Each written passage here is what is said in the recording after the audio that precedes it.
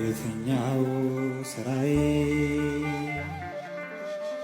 የትኛው ሕይወቴ የትኛው ስራዬ የትኛው ሕይወቴ ሞገስ ሆኖኝ እንጂ እግዚአብሔር አባቴ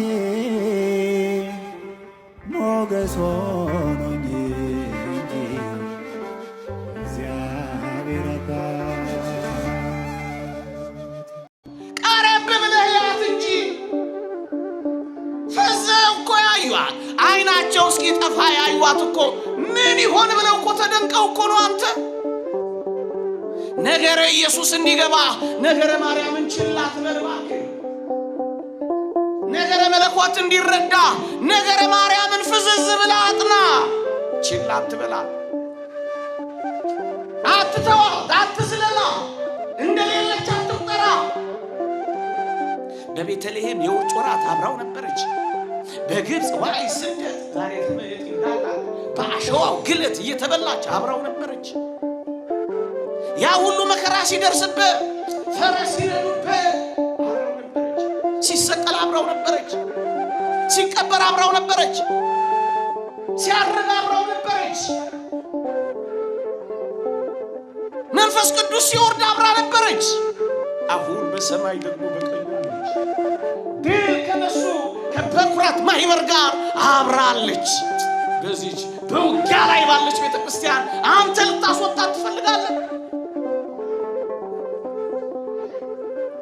አባራት የምትለኝ አግኝቼ ነው እኮ የሚባለው።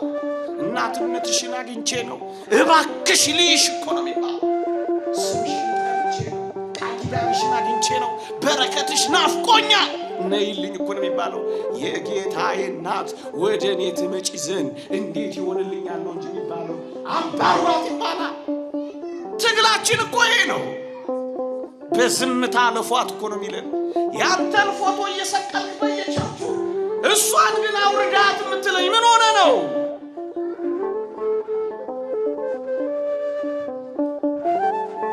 እንዲህ አይነት ወንጌል የለም። ምናልባት ወንጀል ሊሆን ይችላል እንጂ ሕይወት ኤልሳቤጥን እንደው አንድ ነገር ላሳያችሁ፣ በሞቴ እንደው ላሳያችሁ።